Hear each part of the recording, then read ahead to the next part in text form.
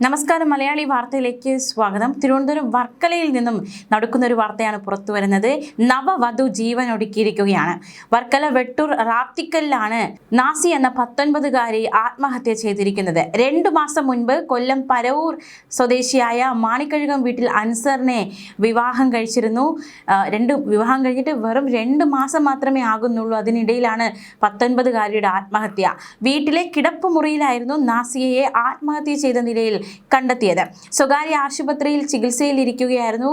ആത്മഹത്യക്ക് ശ്രമിച്ച് കിടപ്പുമുറിയിൽ നാസിയെ കണ്ടെത്തുന്നു. പിന്നാലെ ആശുപത്രിയിലേക്ക് മാറ്റുന്നു. സ്വകാര്യ ആശുപത്രിയിൽ ചികിത്സയിലായിരുന്നു നാസിയ. ഇതിനു പിന്നാലെയാണ് ദാരുണാന്ത്യം. റാത്തിക്കൽ നാസിയ മനസ്സിലിൽ നൌഷാദിന്റെയും സഹീറയുടെയും മകളാണ് വാവ എന്ന് വിളിക്കുന്ന നാസിയ. നാസിയെ ആദ്യം വർക്കലയിലെ സ്വകാര്യ ആശുപത്രിയിലാണ് എത്തിച്ചത്. പക്ഷേ നില അതീവ ഗുരുതരമായിരുന്നു. അതുകൊണ്ട് തന്നെ തിരുവനന്തപുരത്തെ മറ്റൊരു സ്വകാര്യ ആശുപത്രിയിലേക്ക് മാറ്റുകയായിരുന്നു. കഴിഞ്ഞ ദിവസം പുലർച്ചെയോടെയാണ് മരണം സ്ഥിരീകരിച്ചത്.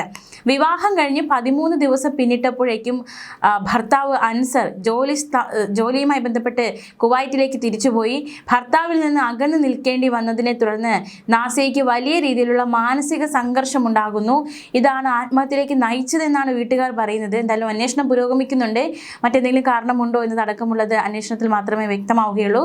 വിവാഹം കഴിഞ്ഞ് 2 മാസം മാത്രമേ ആയിട്ടുള്ളൂ എന്നതാണ് ഏറ്റവും സങ്കടകരം.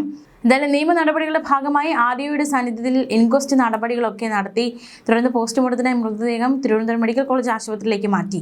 സംഭവത്തിൽ വർക്കല പോലീസ് തുടർ നടപടികൾ സ്വീകരിക്കുകയാണ്. എന്തായാലും ആത്മഹത്യ ഒന്നിനും ഒരു പരിഹാരമല്ല എന്ന് ആവർത്തിച്ച് പറയുമ്പോൾ ഇത്തരത്തിൽ ആത്മഹത്യകൾ ഒരു വശത്ത് ഉയർന്നുകൊണ്ടിരിക്കുന്നു.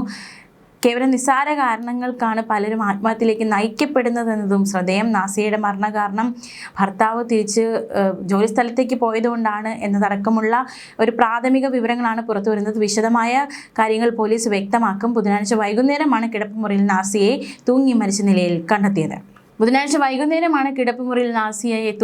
കണ്ടെത്തിയത്. പിന്നാലെ ആശുപത്രിയിൽ പ്രവേശിപ്പിക്കുകയും കഴിഞ്ഞ ദിവസം മരണം സംഭവിക്കുകയും ചെയ്തു. ന്യൂസ് ഡെസ്ക് മലയാളി വാർത്ത.